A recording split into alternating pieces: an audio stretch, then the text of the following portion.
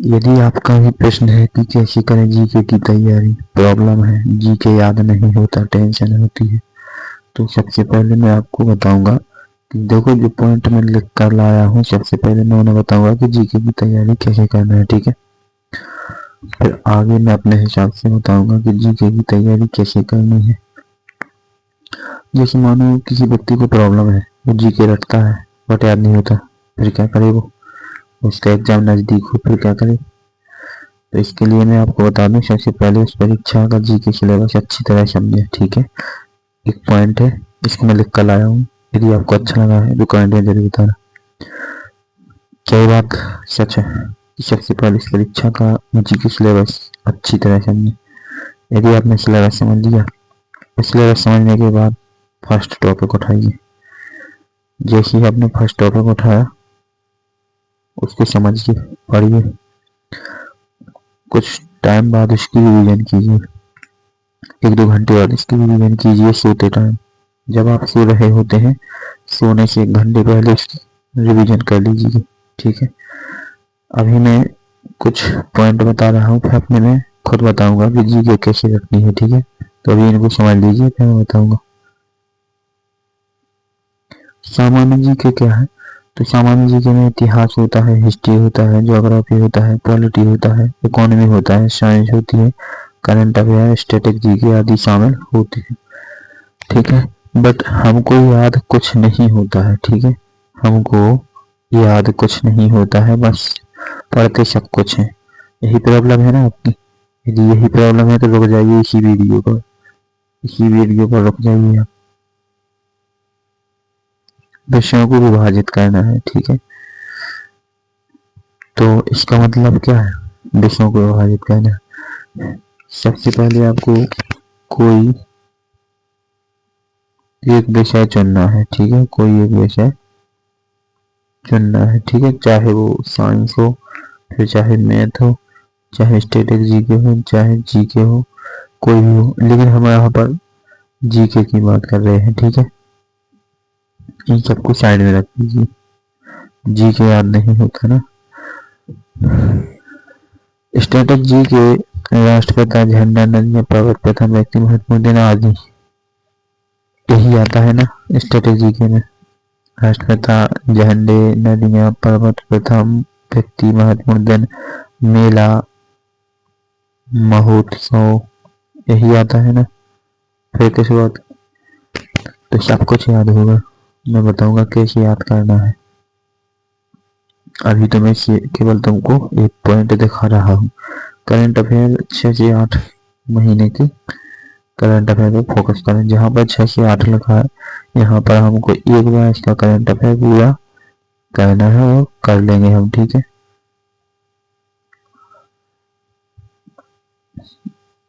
इसके बाद इतिहास, भूगोल, राजनीति, एनसीईआरटी प्लस नोट्स पढ़ें। अच्छी बात है, यदि आप कोई सब्जेक्ट पढ़ रहे हैं तो उसके साथ एनसीईआरटी पढ़ें। यदि आपके पास टाइम नहीं है, यदि आपके पास टाइम नहीं है तो फिर एनसीईआरटी भी मत पढ़िए। यदि टाइम नहीं है, जो सब्जेक्ट, जो सिलेबस आपने पढ़ा है, कंपटीशन जो आपने तैयारी की है जिस बैच से, उसमें जो दिया गया है उसको प्रॉपर पढ़ लीजिए। फिर जो एनसीईआरटी है इसको तो बाद में पढ़ना चाहिए, जब हमारे पास टाइम होता है, जब हम एनसीईआरटी पढ़ते हैं, ओके। यदि टाइम नहीं है तो एनसीईआरटी मत पढ़िए।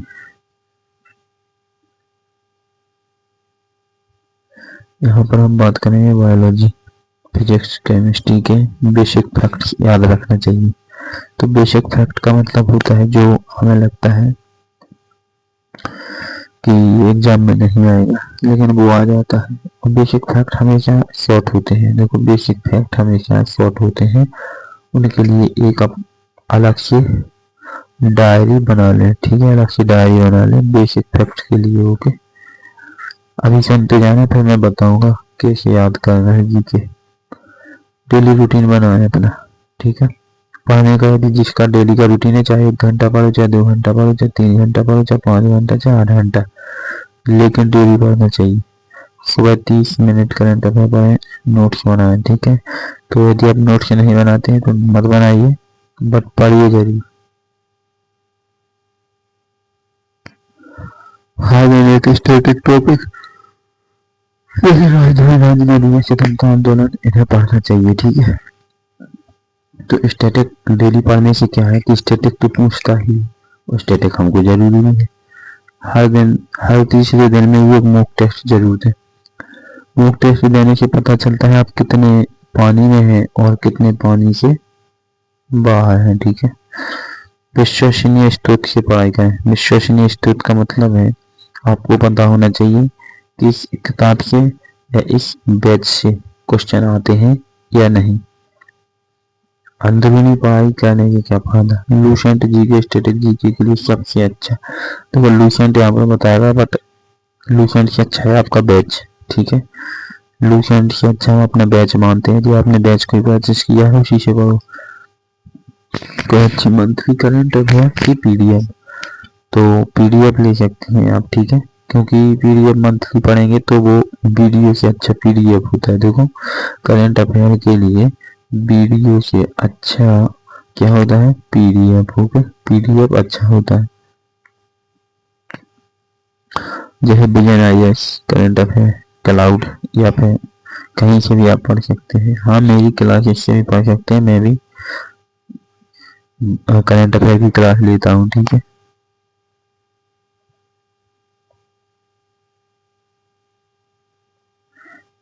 एनसीईआरटी बुक 6 से 10 तक या हिस्ट्री, स्टेट्स, ज्योग्राफी, तो 6 से 10 तक किताबें यदि आपके पास टाइम है तो पढ़ सकते हैं। इनसे आपको बेसिक नॉलेज लग जाता है, ठीक है, मिल जाता है। और नोट्स की बात करें तो हैंड राइटिंग है नोट, देखो नोट्स कैसे भी हो, चाहे डिजिटल हो चाहे हैंड राइटिंग हो, लेकिन आपके पास नोट्स होने से क्या होता है, आप जहाँ पर होते हैं, सो रहे होते हैं, जाग रहे होते हैं, आपके हाथ में नोट्स होते हैं, आपको कुछ नहीं चाहिए, ना फोन चाहिए ना कुछ, नोट्स उठाए हो पढ़ने लग गए, ठीक है। बताइए गलत कहा हो।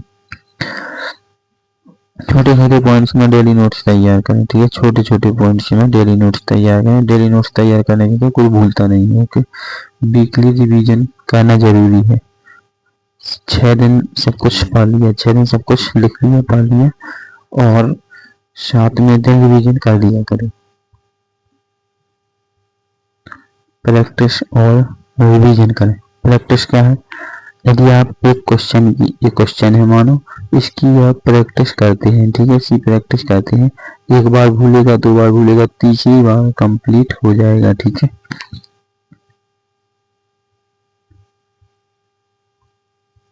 प्रीवियस पेपर को हल करें।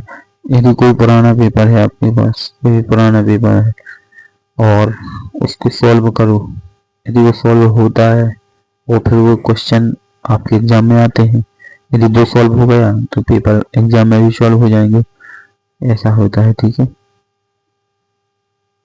वीकली मॉक टेस्ट कह रहे हैं कि और अपनी कमजोरी को पहचाने। मॉक टेस्ट का हमेशा मतलब होता है आपकी कमजोरी, ठीक है, आपकी कमजोरी, आपका स्ट्रॉन्गपन। यदि आप कमजोर हैं तो मॉक टेस्ट कम लगा पाएंगे, यदि आप स्ट्रॉन्ग हैं तो अच्छी लगाएंगे। तो कमजोर से स्ट्रॉन्ग बनने का तरीका यही है, प्रैक्टिस, बस दोनों के बीच में क्या है, प्रैक्टिस है, ठीक है। कमजोर से स्ट्रॉन्ग बनना है तो प्रैक्टिस करनी पड़ेगी, ठीक है, तब जा करके स्ट्रॉन्ग तक पहुंचेंगे। ऑनलाइन 1 लाइन है और एमसीक्यू को रोजाना दोहराएं। एमसीक्यू से प्रैक्टिस होता है आपका, ठीक है। वीडियो लेक्चर है, एमसीक्यू क्विज का इस्तेमाल करें। हमेशा पहले देखो वीडियो लेक्चर पढ़ लो, इसके बाद में एमसीक्यू लगा लो, तो इसी के एमसीक्यू लगा लो जो पढ़ा है, ठीक है, तो वो कंप्लीट हो जाता है। और यूट्यूब चैनल जैसे कि महानंद क्लासेस हुआ, स्टडी आई की हुआ, एग्जाम्पल बाय स्टडी, जी के टॉपिक वाइज एमसीक्यू हल करें, तो यहाँ से भी कर सकते हो आप इन सब, ठीक है। मैं नहीं कहता मुझसे ही करो, किसी से भी कर सकते हो। देखो मेरा व्यक्तिगत जो सजेशन है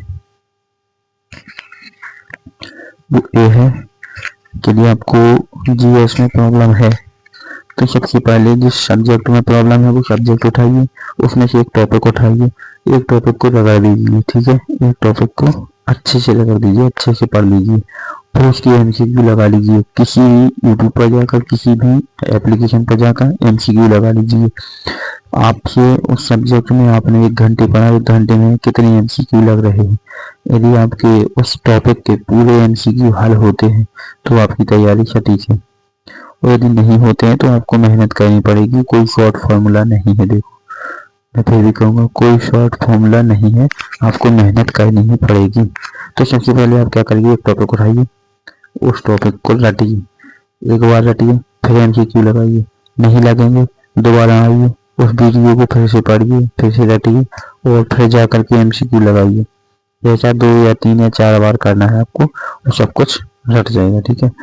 और जो सुबह पढ़ोगे उसको रात में सोने से 1 घंटे पहले रिवाइज कर लिया करो, ठीक है। यही प्रैक्टिस का नियम है, यही हम करते थे और यही सब करते हैं, यही आज हर एक स्टूडेंट करता है और हर एक टीचर ने भी किया है, ठीक है। और बिलीव करना पड़ेगा, ठीक है। तो थोड़ा मेहनत के लिए अपने आप को मजबूत करो कि हमें मेहनत करनी है, ओके। सब कुछ याद होगा। याद करने की यही ट्रिक है कि जो भूल रहा है उसको बार बार सीखो। कोई शॉर्ट फार्मूला नहीं है, कोई इसकी दवाएं नहीं होती, कोई वैक्सीन नहीं होती है, ठीक है।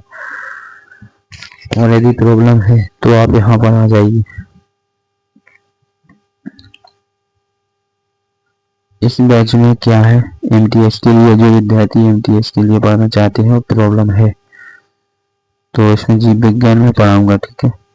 और 1 ईयर की इसकी वैलिडिटी है, 399 का कोर्स था, बट 99 रुपये का है। और लाइव बैच अभी इस पर ऑफर चल रहा है, ठीक है। जब तक ऑफर चलेगा, जब तक, और लिमिटेड टाइम ऑफर है, इसके बाद में ऑफर निकलने वाला है। क्रांतिकारी 2.0 इसमें बिल्कुल क्रांति ही हो जाएगी आपके साथ। और मैं आपको बता दूं, इसमें इसका जो डिस्काउंट कूपन कोड है, इसका जो डिस्काउंट कूपन है वो है MC098। इस पर क्या होगा, आपको 90% छूट मिल जाएगी। और बैच कितने का पड़ जाएगा, ओनली 99 रुपये का, ठीक है। कितने का पड़ जाएगा बैच, ओनली 99 का, ठीक है। तो इससे जरूर जुड़ें और लिमिटेड टाइम ऑफर का ध्यान रखें, ठीक है। तो आज के लिए बस इतना ही, नमस्कार सभी को।